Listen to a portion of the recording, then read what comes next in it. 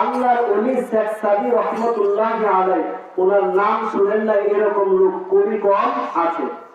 একদম আল্লাহর শেখ সাদি রহমতুল্লাহ আলাইহি গোসল করার জন্য তিনি কি করলেন, তিনি যখন পুকুর পাড়ে অথবা নদীর ধারে গেলেন গোসল করার জন্য, আল্লাহর হঠাৎ করে তিনি ওই নদীর পাড়ে যে কাদা রয়েছে, কন্দযুক্ত মাটি রয়েছে, ওই মাটির কাছে যখন তিনি গেলেন, নদীর পাড়ে গেলেন, আল্লাহর ওলি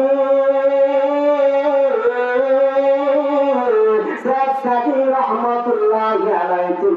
তিনি গান নিতেছেন। হঠাৎ করে তিনি কেমন গান নিচ্ছেন, আল্লাহর ওলি শেখ সাদি রহমতুল্লাহ আলাইহি তিনি মাটিকে জিজ্ঞাসা করলেন, মাটি